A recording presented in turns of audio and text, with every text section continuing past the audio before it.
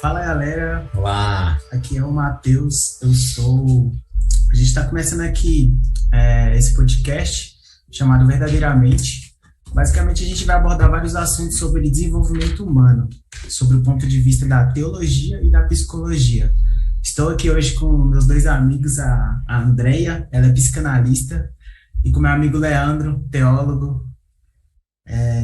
E aí, então, a gente vai fazer uma abordagem tanto do ponto de vista da psicanálise, como também da teologia. Então, uma abordagem. Nesse primeiro momento, a gente vai ter uma série sobre sexualidade. A gente vai tratar de desenvolvimento humano e tal, mas nesse primeiro momento vai ser sobre sexualidade, sobre o ponto de vista da teologia e da psicologia. E aí, Leandro? E é interessante que pensar nesse contexto, falando da teologia e da psicanálise, aparentemente fica até assim, como que esse povo vai conseguir fazer essa conexão, né? Né? Só se for se as duas coisas são boas, então só uma teologia muito errada e uma visão psicológica muito errada para não se harmonizar, né? É isso aí. Boa noite a vocês. Eu acho que casa bem, viu, André? Eu acho que casa bem aí essas duas coisas. Ah, eu tenho certeza. Então hoje a gente vai começar com o quê? Com o que, Andréia?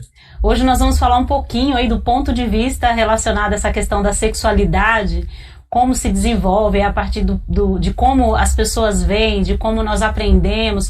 Vamos falar um pouquinho dos scripts que nós seguimos durante a nossa vida, como que se dá isso. Falando em script, Andréia, a gente tem aqui o Matheus, que é estudante de cinema. Então, a gente vai usar o script como uma linguagem para falar sobre essas várias visões em relação à sexualidade. Então, para a gente conseguir fluir nisso aí, então, script não é uma palavra em português. Matheus, tu que estuda cinema, o que é script? Vamos lá, script é algo que o cinegrafista, a equipe de produção de som, tem que seguir à risca para fazer o filme. Então, é meio que um roteiro bem detalhado. Por exemplo, a fazer um filme, a câmera tal vai para tal lugar, o áudio tem que estar em tal ângulo, a luz tem que estar em outro ângulo, tudo descrito para a equipe só chegar lá e então, fazer assim, o filme. Aproveitando então, no caso, então, pelo que eu estou entendendo, o ator, o cinegrafista, o editor também, todo mundo já tem que saber o script inteiro para dar tudo certo. De có e salteado, né, como nós falamos. De có e salteado.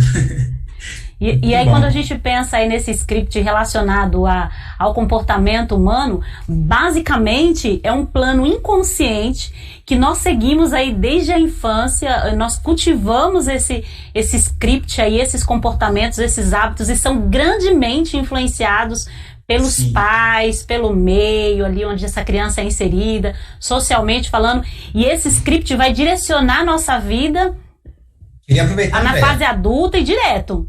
Queria aproveitar, assim, da ponto de vista da psicologia, assim, nossos scripts, nossas visões sobre a sexualidade, de onde, então, a gente recebe, assim, esses scripts, você começou a mencionar, então, a gente recebe um script dos pais, a gente recebe um script, sei lá, da televisão, a gente recebe um script da mídia, de modo geral, né? Da escola, dos amigos, das influências. Tu acha que tudo isso nos ajuda a construir os scripts? Quer dizer, o script? Sim, Leandro. E assim, inicialmente, esse script ele é direcionado pelos principais fatores influenciadores, que são ali os pais. E depois, conforme nós vamos nos desenvolvendo, tendo contato com outras realidades, com a escola, com outros parentes, com as crianças, aí com os colegas, e aí vai amadurecendo isso. Mas inicialmente é com os pais. E a área da sexualidade, já que estamos falando disso, é uma das mais afetadas, das mais também importantes, maravilhosas, que nós vemos no decorrer desses scripts que nós seguimos durante a vida. Muito bom, porque assim, existe essa ideia de que a gente recebe os scripts de várias fontes, né? Mas então a primária e a principal é dos pais. Sim. Eu mesmo, como um jovem assim da igreja adventista, nasci e fui criado na igreja. eu tenho esse script inteiro. Então, quando você é pequeno, você vai pro Rodo Base. Quando você faz 10 anos, você se batiza. Quando você faz 10 também, você vai pro Clube Desbravador. Então, tem um roteiro já descrito da sua vida inteira ali, que é você seguir. Então... Ô, Leandro, e aí ele já falou logo ali, ó, eu como sou jovem... Acho que tá tirando a gente aqui, viu? Acho que tá tirando a gente aqui. Ô, Matheus... o Matheus, que é jovem, né? Eu sou jovem. E recebeu, então, aí o Matheus, tu citou aí, Matheus, o script religioso, né? Sim.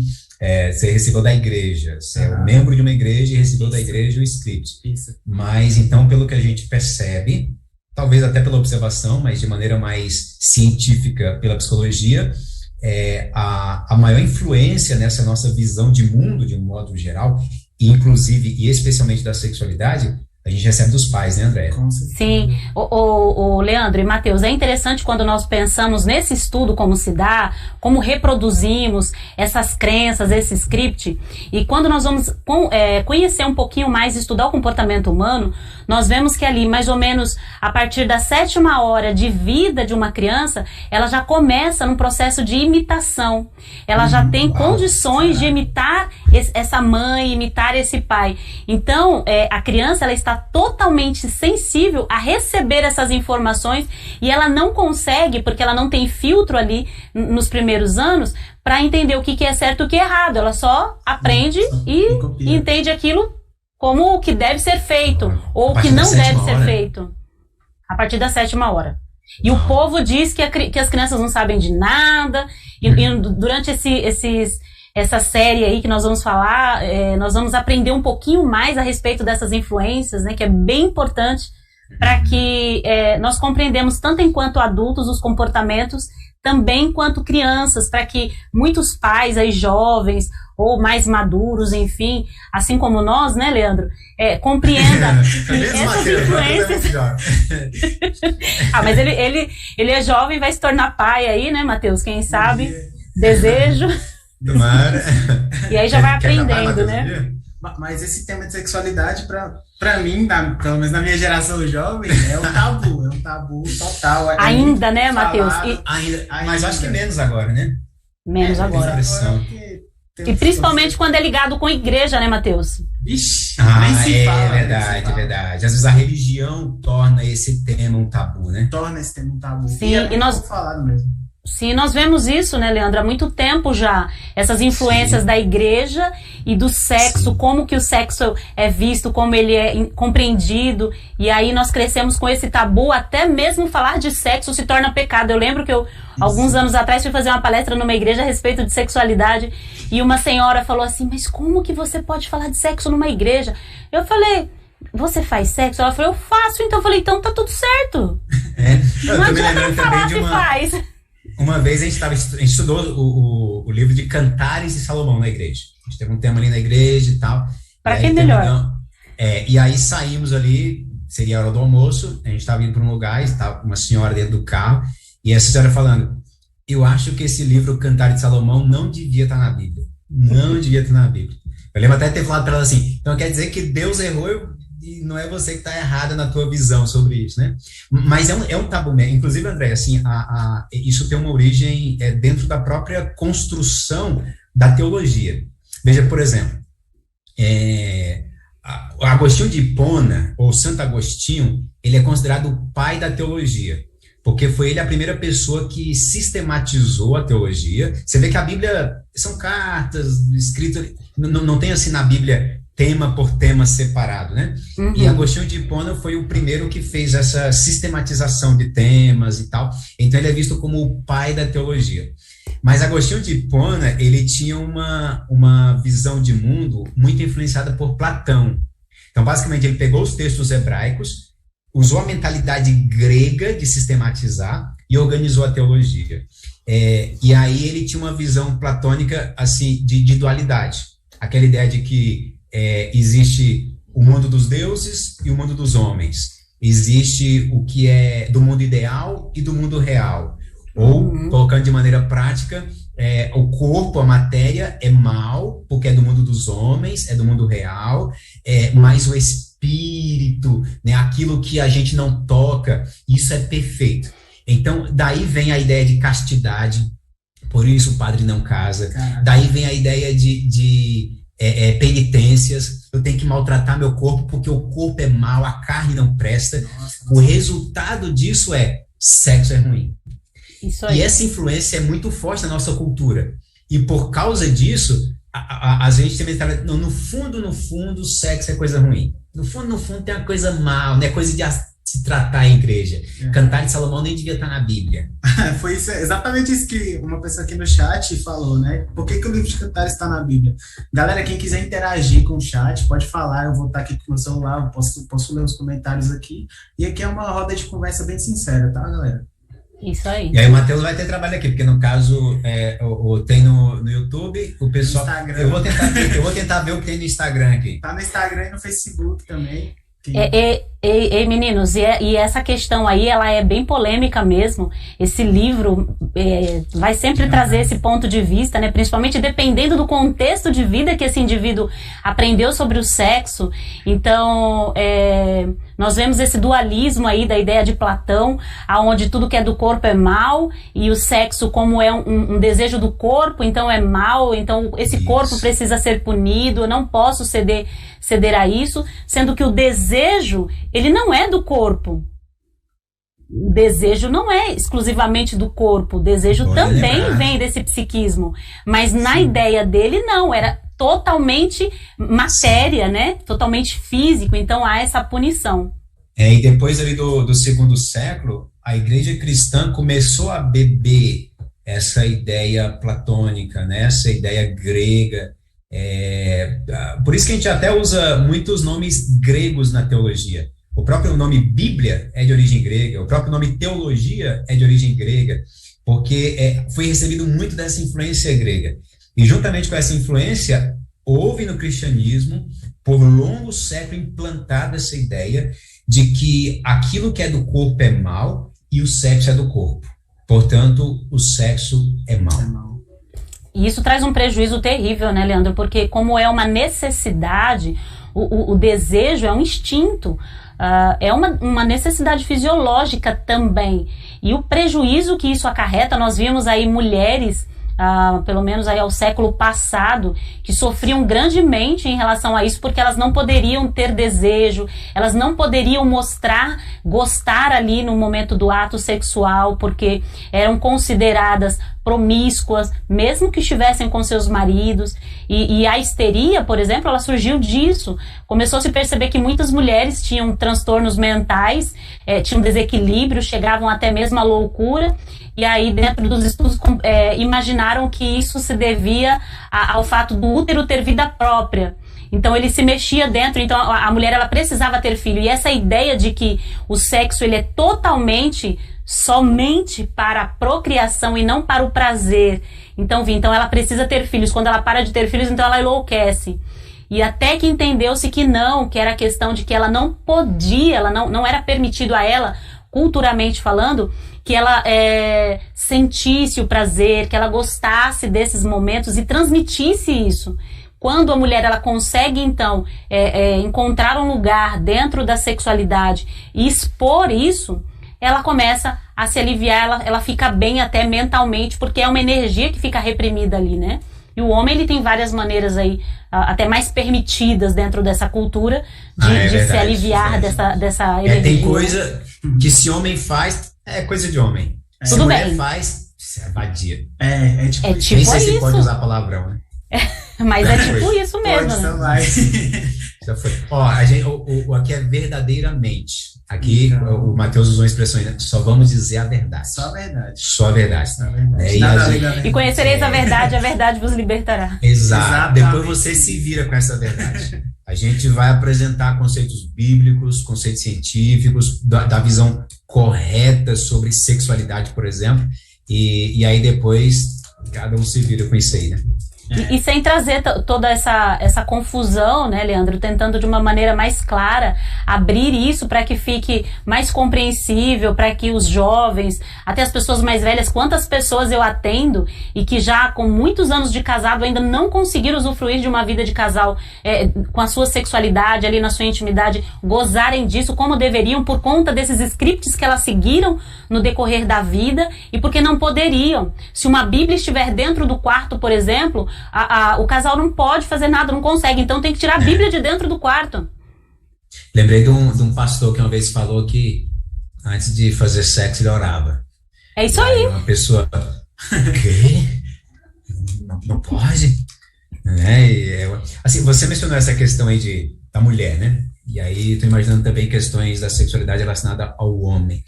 E isso me faz pensar nos dois extremos. A gente citou aqui um extremo, que é uma visão equivocada de que o sexo é mal, de que é coisa do corpo, da carne, né, de que no céu, né, não se pode pensar nisso, orar a Deus e tal.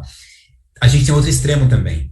Há um momento na história que há uma virada e aí a gente recebe muita influência da ideia do ateísmo científico, o ateísmo biológico. Então imagina-se que sexo é apenas uma necessidade biológica humana. Isso tem origem no processo evolutivo desde muito tempo, quando o ser humano era um animal. Portanto, o sexo é uma questão animalesca e inevitável. E as pessoas simplesmente não poderão controlar os seus instintos, porque o ser humano é apenas um animal. A gente tem um outro extremo também, né? Sim, e esses extremos, eles acabam influenciando grandemente também dentro dos casamentos, e a ideia de orar antes, por exemplo, é uma ideia genial. Eu sempre oriento os meus pacientes, os meus clientes, eu oriento isso, porque pense, no momento onde esse sexo ele é permitido, ele tem que ser uma bênção. O livro de Cantares está aí para provar isso, ele está na Bíblia justamente também. O ato sexual é um momento sublime, e se a mulher e o homem conseguem ali, Mateus, compreender, satisfazer as necessidades do outro, olha quantas coisas nós podemos evitar, quantos problemas nós podemos evitar, porque os dois estão se compreendendo. Então não tem o melhor momento de convidar a presença de Deus para que ambos consigam, porque principalmente as mulheres, ainda hoje, nesse tempo em que vivemos, aí de grande ansiedade e perturbações, as mulheres, por se privarem muito disso, se segurarem muito, elas não conseguem sentir o que deveriam nesse momento, e se reprimem. E aí isso, além de gerar doenças, geram problemas. Então, assim, né, Deus construiu o ser humano. Quando a psicologia tenta estudar a alma humana, por assim dizer, né, a mente humana, ela tenta descobrir o que Deus criou, né, tenta analisar algo que é criado por Deus. Se Deus criou o ser humano, o sexo e tudo isso para ser uma bênção, é evidente que o não desfruto disso vai acabar trazendo mazelas ao ser humano, né? E eu acho que é exatamente isso. Essa bênção, ela é instruída pra gente, que é jovem, em relação assim...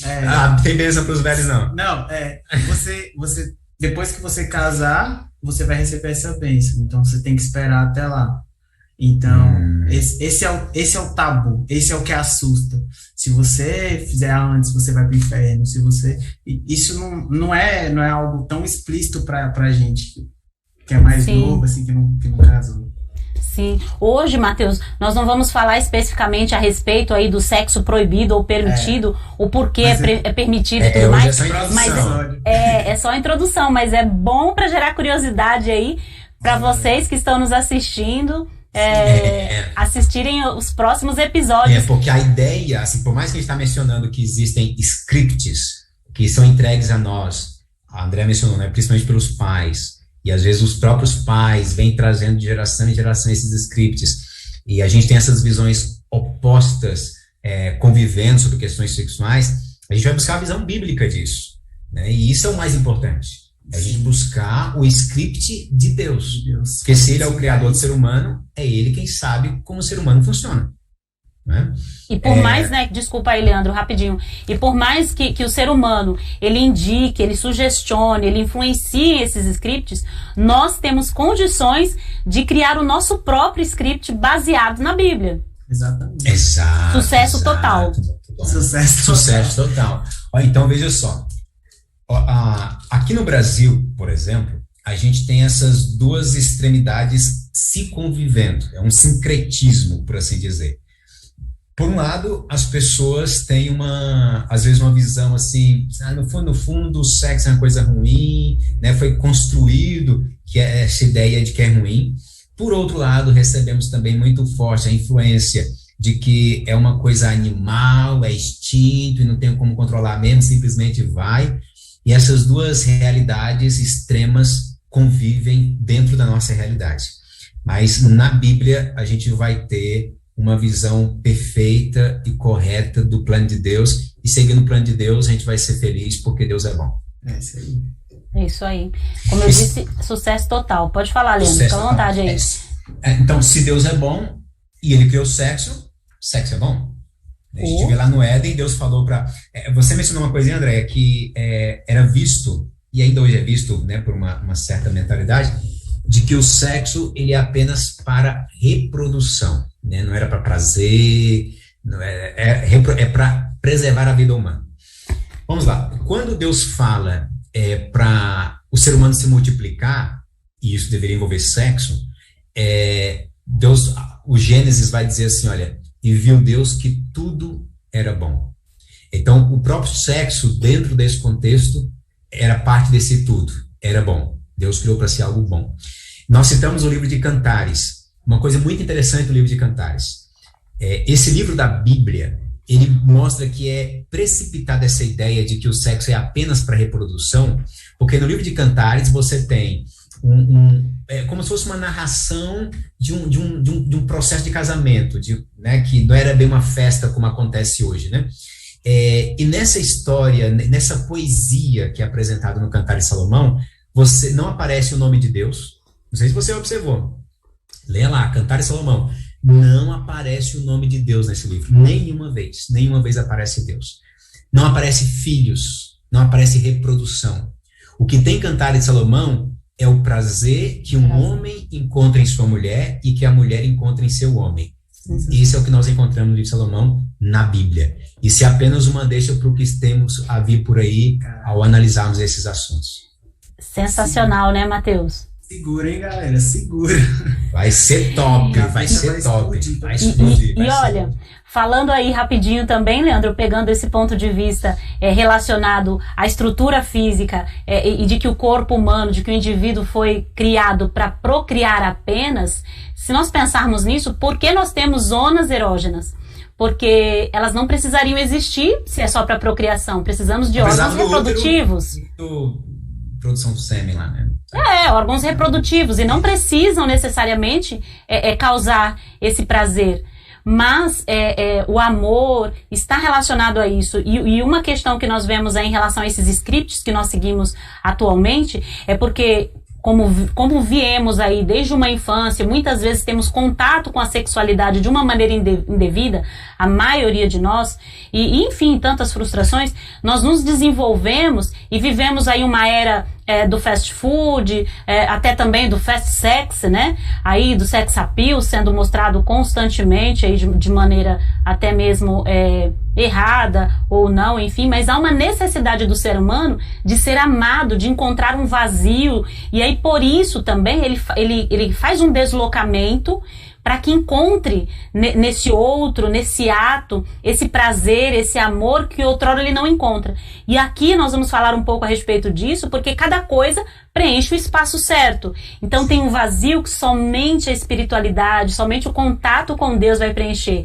E tem um vazio que sim, eu preciso ser amado, eu preciso ter contato com essa sexualidade para que eu tenha uma plenitude dentro do que é possível para esse mundo de pecado.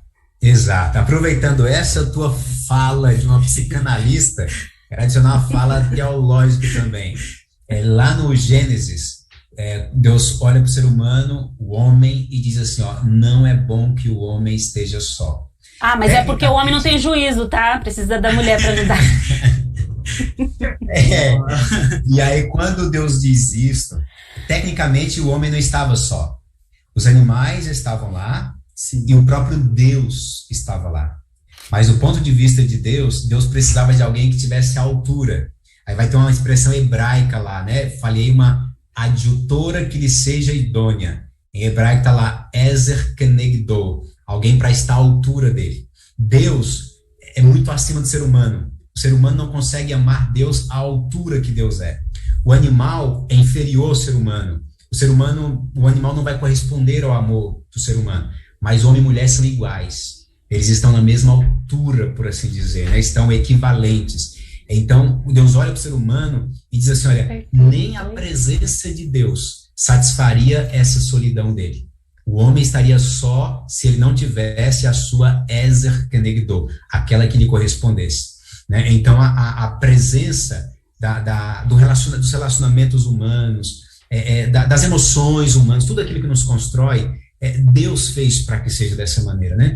Hoje é a introdução, mas nós vamos nos próximos temas apresentar a visão correta do ponto de vista teológico, do ponto de vista psicológico, para que haja uma renovação da mente, uma nova maneira de pensar e de entender a sexualidade. Até mesmo em desejar, ser desejado e enfim, como eu disse, poder usufruir daquilo que nos foi permitido, né? Me lembro das palavras de Salomão, em Eclesiastes, quando ele diz Eclesiastes 9, em que, em resumo, ele diz basicamente o seguinte, olha, o que você tem na vida deixa eu lembrar que ele fala assim, olha, a mulher da sua juventude, uma comida saborosa e colocar óleo, né, que seria perfume hoje. Então, essas coisas pequenas da vida vai te trazer prazer. É isso que você tem. E essa coisa que você tem, às vezes pode acontecer uma tragédia e arrancar isso de você. Então aproveite o que você tem e desfrute os prazeres que a vida traz. Deus nos construiu como pensadores, mas também com sentimentos, para desfrutarmos prazer. Deus não se importa apenas com o que você acredita, com o que você crê. Deus também se importa com o que você sente. Deus é top, né? Deus é lindo, Deus é lindo. Deus é lindo demais. Ô Matheus, eu não sei como que você fica nesse meio aí, né? Mas para quem está em casa, de repente, ficar compreendendo um pouquinho. Matheus é jovem, aí namora. Eu sou casada, já de velha, já com filho jovem também. Leandro está aí solteiro também. Realidades então, assim, diferentes. Realidades bem diferentes e pensando em um contexto bíblico, como nós podemos, como eu disse, criar novos scripts da nossa própria história. Vai ser top, vai ser top. Isso aí, Matheus, tem alguma coisa aí para nós? Vamos lá, tem alguns comentários aqui da galera. Vamos aí para os fechamentos. Fechamento. Boa noite. Amaram o visual. A Zenate gostou muito da gente aqui na transmissão. Vamos lá. A Mundo Natural da Mai. Atualmente as mulheres estão obtendo mais educação sexual e os homens se fechando como se já soubessem de tudo. Como se aprender sobre sexo fosse algo que fizessem eles menos homens. Caraca. E às vezes tem questão assim, ó, excesso de informação não significa educação. Nós vivemos num mundo que se fala de sexo em tudo, até na propaganda da cerveja.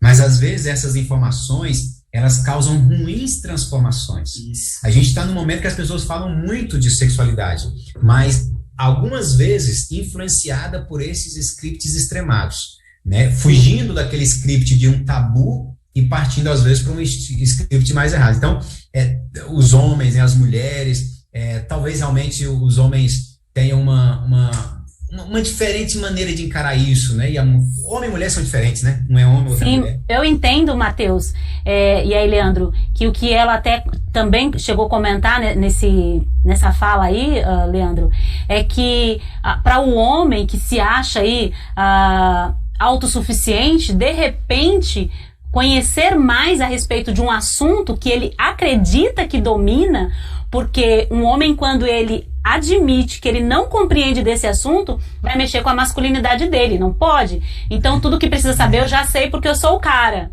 Eu sou o cara. E é bem homem, pior que é bem homem isso aí mesmo, né? Bem homem. Isso aí,